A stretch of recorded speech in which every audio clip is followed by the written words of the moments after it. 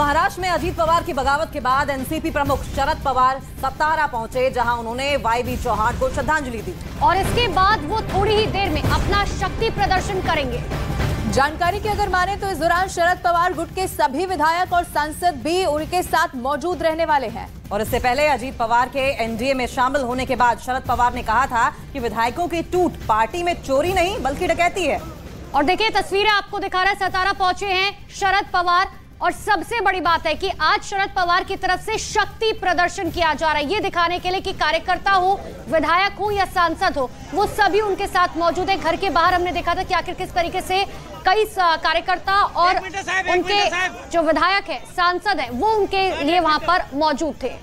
तो देखिए कल आपको शरद पवार का बयान याद होगा जब उन्होंने कहा था कि हम कोर्ट का दरवाजा नहीं खटखटाएंगे लेकिन जनता के बीच में जाएंगे। दिवाकर हमारे साथ लाइव जुड़े हुए हैं, दिवाकर का रुख कर लेते हैं। दिवाकर, शरद पवार ने यही दावा किया था जनता के बीच में जाएंगे और अब वो नजर आ रहे हैं, लेकिन क्या और तस्वीर वहां से नजर आ रही है? उनके साथ एनसीपी के कितने लोग हैं? कौन और बड़ा चेहरा आपको दिख रहा है? देखिए सीधी तस्वीरें आपको दिखा देता हूं मैं। तमाम यहाँ पे एनसीपी के जो कार्यकर्ता हैं वो जो वाईबी चौहान मेमोरियल है वहां पर जहां शरद पवार पहुंचे थे वहां पर इकट्ठा हुए हैं। आप तस्वीरों से ये समझ सकते हैं कि ये तमाम जो कार्यकर्ता हैं वो यहाँ पर इसलिए आए हैं क्योंकि शरद पवार यहाँ पर पहुंचे थे और जाहिर तौर पर शरद पवार की कोशिश यही है कि तमाम कार्यकर्ता उनके साथ ही रहें और अजीत पवार के साथ बिल्कुल ना जुड़े। और यही वजह है कि शरद पवार लगातार पुणे से निकलने के साथ साथ जब वो तक करार पहुंचे तमाम कार्यकर्ताओं से जो है उन्होंने मुलाकात की। यहाँ पर सांसद है वंदना चौहान जी हैं। वंदना जी, अब अजीत पवार ने जो कदम उठाया है उसे पार्टी को कितना असर पड़ा है? और आपने शरद पवार से मुलाकात भी की, क्या बातचीत हुई शरद पवार? सपोर्ट का सवाल ही नहीं है। उन्होंने हमारा भी कुटुंब है एनसीपी का, लेकिन कई लोगों ने अलग भूमिका ली है, उनकी भूमिका उनको मुबारक। लेकिन हम सब राष्ट्रवादी के जो धोरण है उसे लेके हम लोगों तक आपने पवार साहब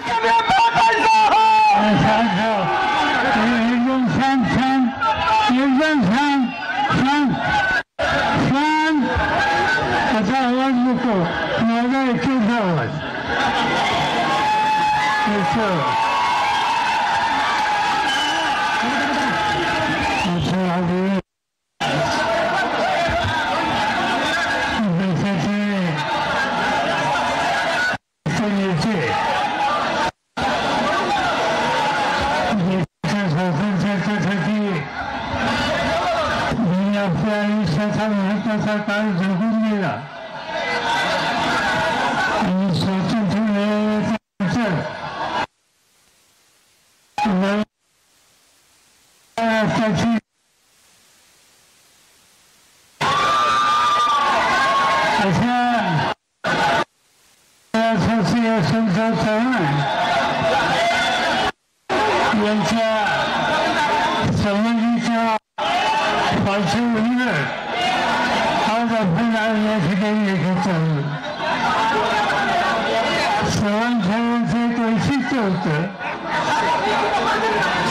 सामान्य माणसाचा नोकरीचा अधिकार हा जतन केला पाहिजे आणि देशाचा निर्णय घ्यायच्या प्रक्रियेमध्ये माणसाचा हातभार लागला पाहिजे। त्यांनी या राज्यामध्ये नवी पिढी तयार केली, जिल्ह्यामध्ये चोरांचा संच उभा केला आणि त्या युवा शक्तीच्या माध्यमातून महाराष्ट्र प्रगतीच्या रस्त्यावर कसं नेता येईल याची अखंड काळजी घेतली। फ्रेम फाइनल करो। आज महाराष्ट्रामध्ये देशामध्ये ओके ज्या धर्म पंथ याचा अभ्यास घेऊन माणसामध्ये संघर्ष कसा होईल याची काळजी घेणारा काही वर्ग आहे। महाराष्ट्र हा बंधुत्व, इमानदारी आगे जाओ। या सगळ्याचा पुरस्कार करणारं राज्य बदलांच्या काळामध्ये याच महाराष्ट्रामध्ये शाहू राजांचं कोल्हापूर असो, नांदेड असो, संगमनेर असो, अकोला असो, अशी काही ठिकाणं आहेत ज्याची नावं घेता येतील. त्या ठिकाणी पिढ्यानपिढ्या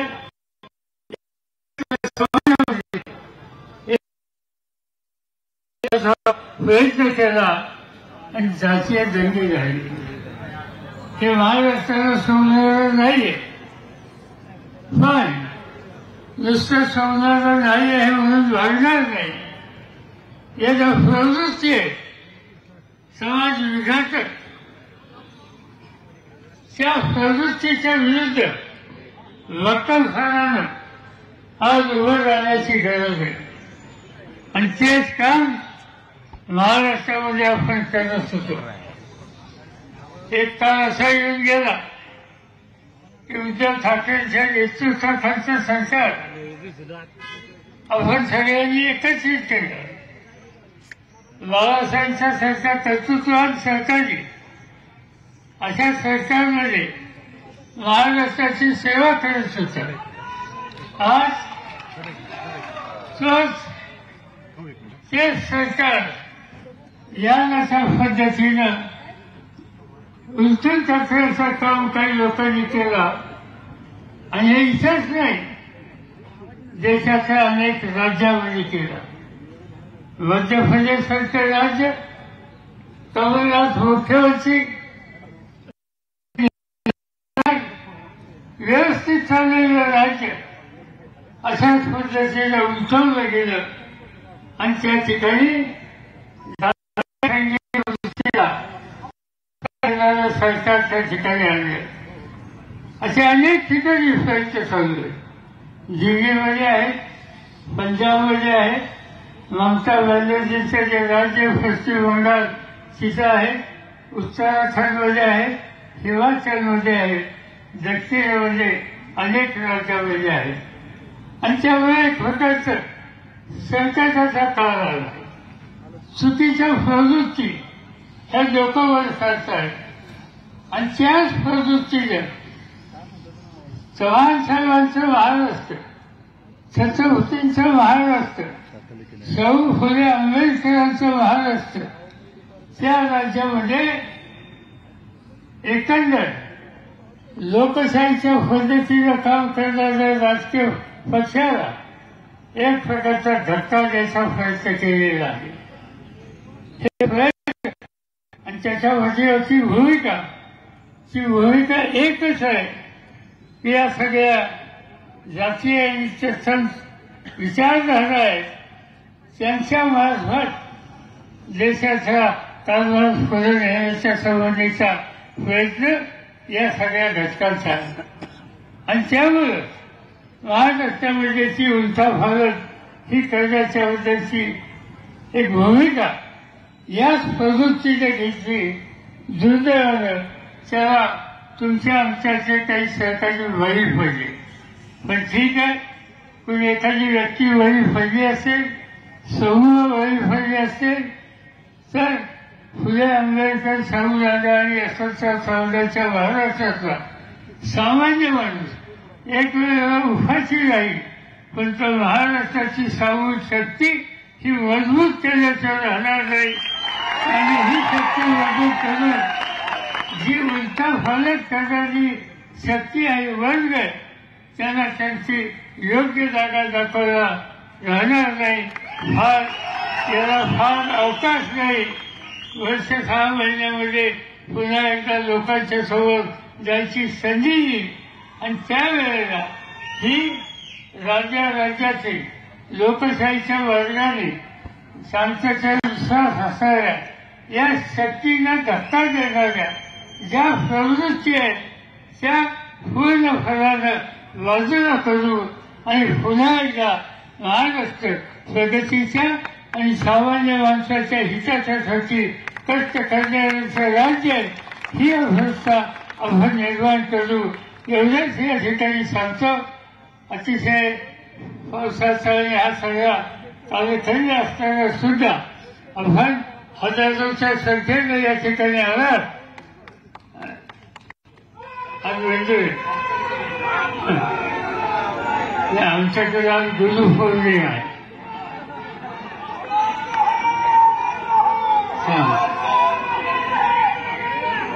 त्यामुळे आज सर्व महाराष्ट्रामध्ये एकदा जनमानस तयार करण्याच्या संबंधीचा निकाल सर्वांनी लोकांनी घेतला आणि याची सुरुवात करायची असेल तर कुठून करायची.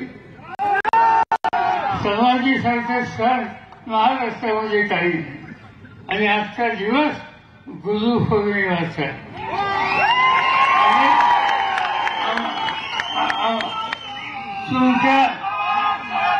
तुमच्या माझा सगळ्यांचा गुरुच्या फळावर जाऊन मार्गदर्शन करण्याचा अधिकार एकाच व्यक्तीला होता आणि त्या व्यक्तीचं नाव यशवंतराव चव्हाण. त्यांच्या निवासस्थानी या ठिकाणी आलो. तुम्ही याला प्रचंड प्रतिसाद दिला त्याबद्दल तुम्हाला धन्यवाद देतो आणि पुढच्या कामाला जायला तुमची परवानगी देतो. जय हिंद, जय महाराष्ट्र. एक मिनिट माझी वेळ. सगळ्यांनी रस्ता मोकळा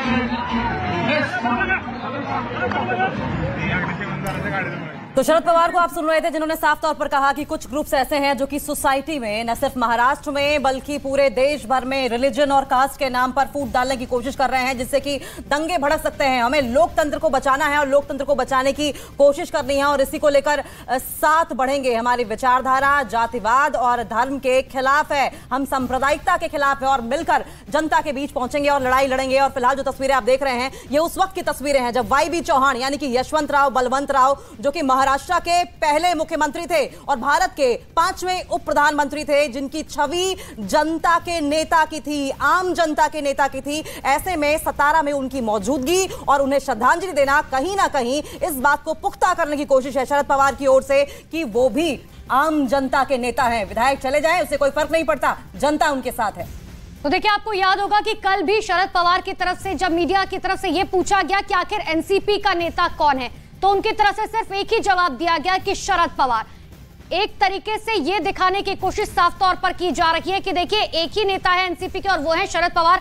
सीधे ले चलते हैं ग्राउंड जीरो पर. हमारे सहयोगी लगातार दिवाकर हमारे साथ बने हुए. दिवाकर, शरद पवार की तरफ से एक क्लियर संदेश तो दे दिया गया कि देखिए एक ही नेता है एनसीपी में, वो है शरद पवार. साथ ही उन्होंने ये भी कहा कि जिस तरीके से फूट डालने की कोशिश की जा रही है ताकि दंगे किए जा सके, यह इशारा किसकी तरफ?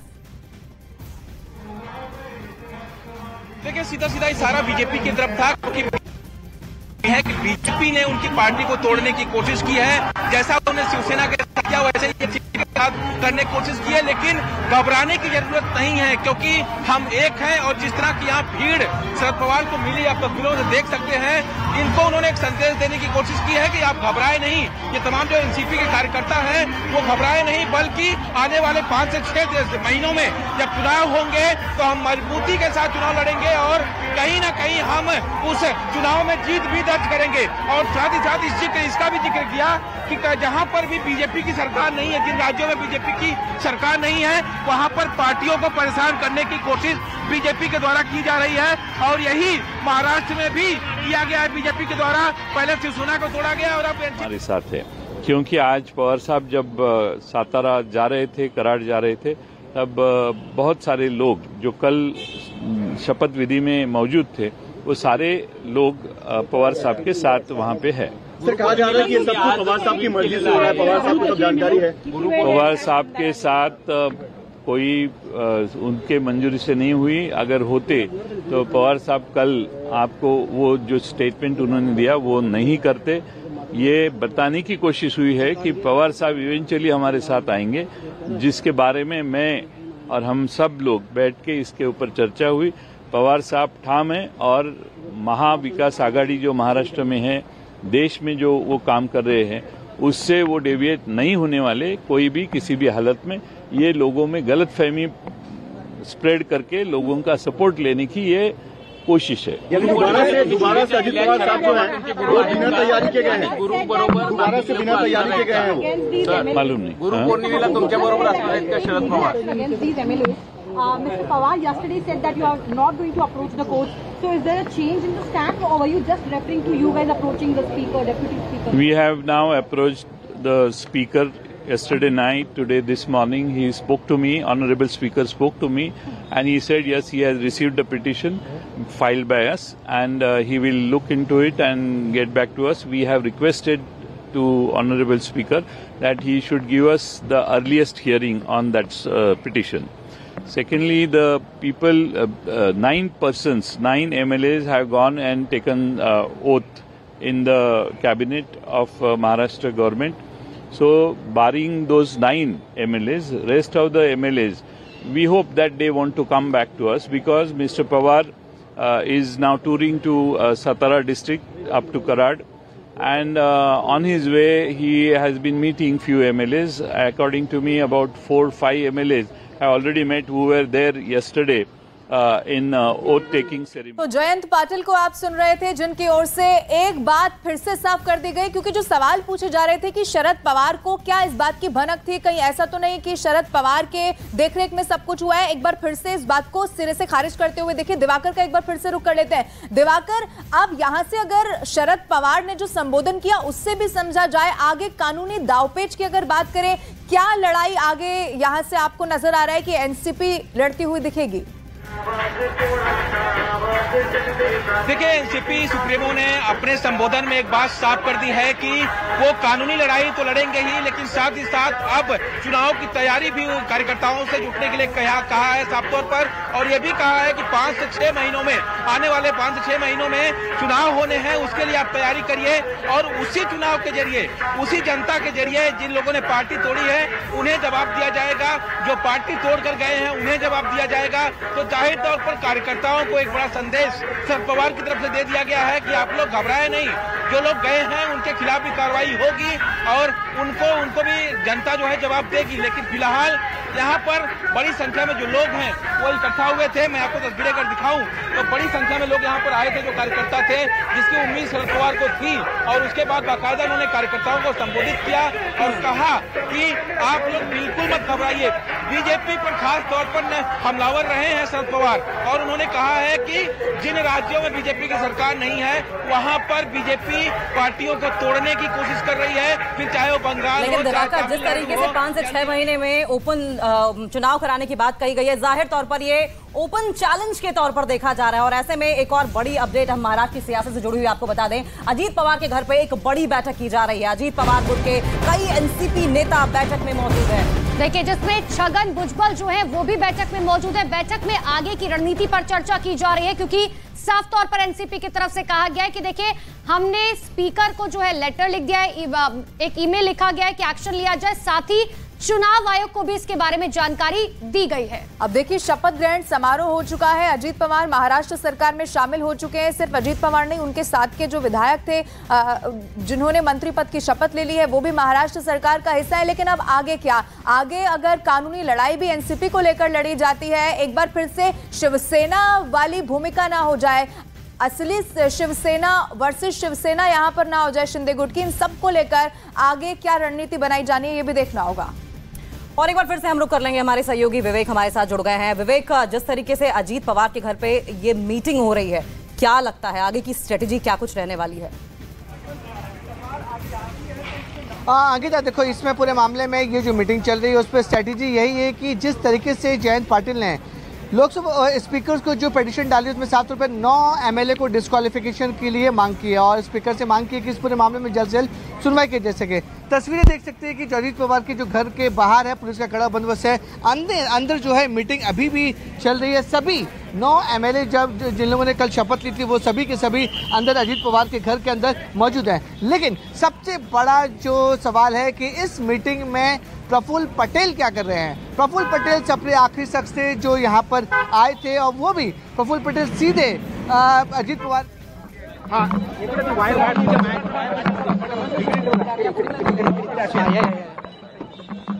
तो देखिए तस्वीरें लगातार विवेक दिखा रहे हैं कि आखिर किस तरीके से अजीत पवार के घर पर जो है बैठक चल रही है और जिस तरीके से वो कह रहे हैं, सबसे बड़ा सवाल यह है कि जब अजीत पवार के घर पर बैठक चल रही है तो प्रफुल्ल पटेल वहां पर क्या कर रहे हैं। प्रफुल्ल पटेल आए सीधा अंदर।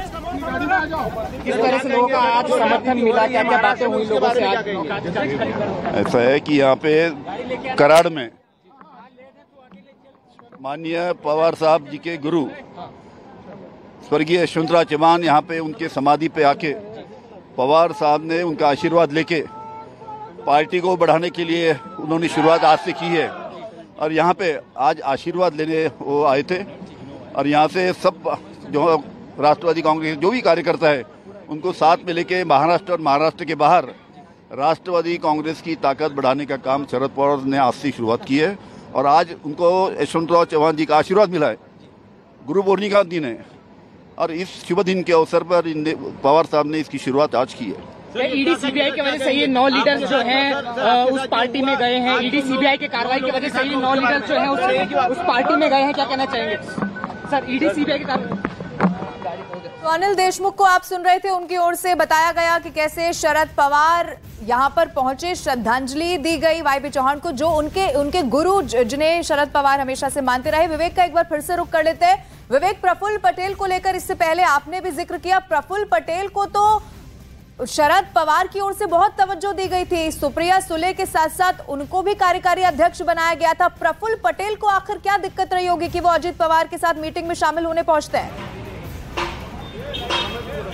देखिए यही सबसे बड़ा सवाल है। देखिए अभी तक में सबसे ज्यादा मतलब कि प्रफुल्ल पटेल सबसे करीब नेता माने जाते थे शरद पवार के और शरद पवार ने उन्हें पूरी इज्जत दी थी। पार्टी में वर्किंग प्रेसिडेंट बनाया था, 2 वर्किंग प्रेसिडेंट बनाए गए थे जिसमें सुप्रिया सुले शरद पवार की बेटी थी। दूसरा वर्किंग प्रेसिडेंट यहाँ पर प्रफुल्ल पटेल को बनाया गया था, लेकिन Praful Patel all of sudden बागी क्यों बन गए, इसको लेकर अब सवाल खड़े हो रहे हैं। क्योंकि देखिए पूरी प्रेस कॉन्फ्रेंस में कल वो मौजूद थे, सारे जो भी घटनाक्रम था उसमें मौजूद थे और आज जब यहाँ पर एक इम्पॉर्टेंट मीटिंग चल रही है, अजीत पवार ने अपने सभी एमएलए को जो बागी हो चुके उनको बुलाया था, जिन्होंने मंत्रिमंडल में शपथ ली थी कल, उस मीटिंग में प्रफुल्ल पटेल क्या कर रहे हैं इसको लेकर भी हमने सवाल जरूर उनसे पूछे थे। लेकिन प्रफुल्ल पटेल का साफ तौर पर कहना है कि वो खुलासा करेंगे, लेकिन जिस तरीके से एनसीपी पार्टी अपनी सही दिशा में चल रही है उसको लेकर वो एनसीपी पार्टी के साथ खड़े हैं। अब सबसे बड़ा सवाल खड़ा हो रहा है कि प्रफुल्ल पटेल और दिवाकर ऐसा भी हो सकता है कि प्रफुल्ल पटेल को हो सकता है इस बात का वादा किया गया हो कि आगे जाकर उन्हें किसी बड़ी भूमिका में रखा जाएगा। दिवाकर आप बने रहिए हमारे साथ, लेकिन अब हम आपको महाराष्ट्र की सियासत से जुड़ी हुई 10 बड़ी खबरें दिखाते हैं।